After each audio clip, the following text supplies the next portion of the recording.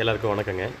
தேங்காய் எண்ணெய் ரொம்ப டிமாண்டாக இருக்குது. உங்கள் எல்லாத்துக்கும் தெரியும். ஏன்னா மார்க்கெட்டில் நீங்கள் 15 ரூபாய்க்கு வாங்குற தேங்காய் இன்றைக்கி 35 ரூபாய்க்கு வாங்கிட்டு இருப்பீங்க.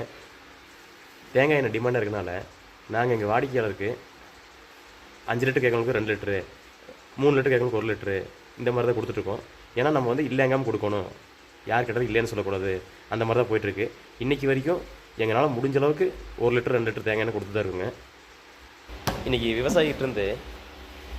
விவசாயிகிட்டேருந்து ஒரு 70-80 கிலோ தேங்காய் பருப்பு வந்துச்சுங்க. நல்லா தரமான தேங்காய் பருப்பு கிடச்சிங்க.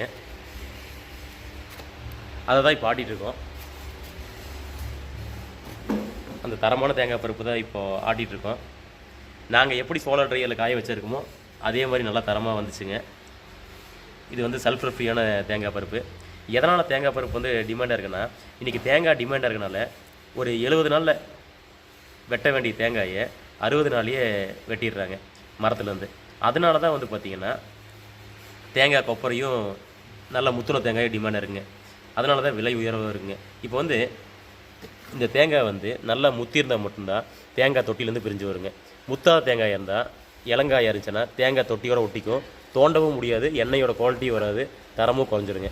அதனால தான் 60 நாளில் தேங்காய் வந்து மரத்துலேருந்து போட்டுறதுனால தேங்காய் பருப்பு பண்ண முடியாமல் தான் டிமாண்ட் அதிகமாகி ரேட் அதிகமாகிடுச்சுங்க. இப்போ தேங்காய் எண்ணெய் ஆட்டுறதை பார்க்கலாங்க. இது வந்து 20 கிலோ ஆட்டினதுங்க. ஏற்கனவே 20 கிலோ ஆட்டினது. அடுத்த செக்குக்கு ஒரு 20 கிலோ எடுத்து வச்சுருக்காங்க. இப்போ ஆட்டின 20 கிலோ தேங்காய் பருப்பில் எண்ணெய் வந்திருக்குன்னு பார்த்துடலாங்க. 13 கிலோ வந்திருக்குங்க பாத்திரத்தோட. எண்ணெய் ஊற்றிக்கப்புறம் 1 660ங்க. அப்போ வந்து என்னென்னா 13 கிலோவில் 1 660 போச்சுன்னா 11,900 வந்திருக்குங்க வெயிட்டு. 20 கிலோ போட்டு ஆட்டினதுக்கு 11,900. 11,900ங்கிறது கிட்டத்தட்ட ஒரு 60% பக்கத்தில் எண்ணெய் வந்திருக்குங்க. அப்போது தேங்காய் பருப்புலேருந்து நமக்கு 60% எண்ணெய் கிடைக்குதுங்க.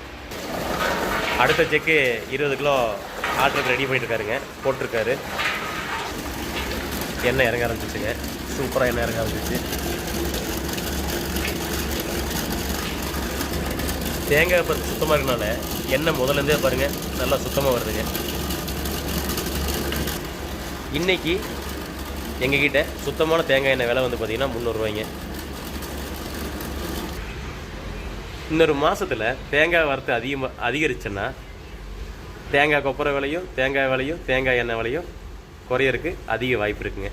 அதனால் இப்போது விலை எச்சா இருக்கும்போது தேங்காய் எண்ணெயை அளவாக பயன்படுத்துங்க, தேவைக்கு வாங்கி பயன்படுத்துங்க. நன்றிங்க.